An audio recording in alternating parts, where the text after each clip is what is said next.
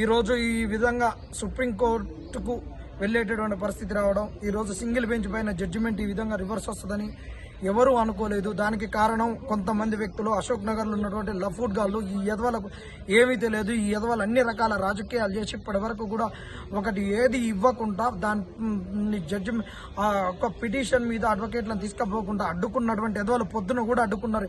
ఈ లఫూట్ గాళ్ళని తన్నండి, వీళ్ళు అనుకున్న వాళ్ళని కూడా ఈడ్చి తన్నండి.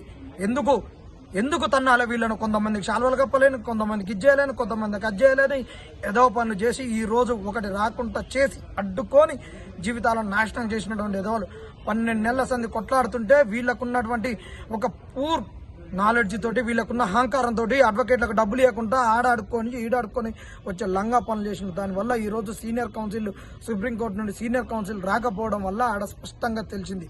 గోరుతో పోయేది గొడ్డల దాకా తీసుకొచ్చేటట్టు చేశారు.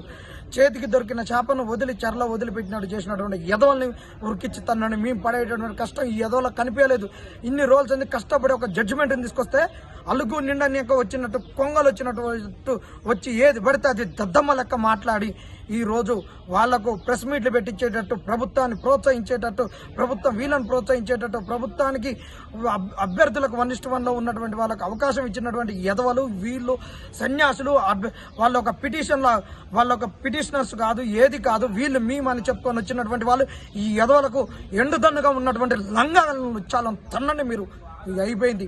ఇలాంటి వాళ్ళు ఉన్నంతకాలం అశోక్ నగర్ ఇదే విధంగా ఆగిపోతే తెలంగాణ నిరుద్యోగులు ఆగమైపోతారు. కాంచి రేవంత్ రెడ్డి ఆగం చేస్తుంటే, ఈ సమాజాన్ని తెలంగాణను ఆగం చేస్తుంటే, ఈ పబ్లిక్ సర్వీస్ కమిషన్స్ కానీ రిక్రూట్మెంట్ బోర్డులను కానీ ఏది ప్రక్షాళన చేయకుండా ఈ విధంగా పోతుంటే ఇక నిరుద్యోగులు ఎంత గట్టిగా ఉండాలి చూడండి, ఆలోచించండి. ఎల్లనైనా కొంతమంది లంగాలు ఉంటారు, ఈ చెట్టు పేరు చెప్పి కాయలు అమ్ముకునేటటువంటి లఫంగులు ఉంటారు, ఏం తెలియని ఎదవలే దీనికి మూల కారకులు అయ్యారు. దయచేసి ఆలోచించండి. ఈ ఎదవల్ని ఏడ దొరికిన తన్నండి.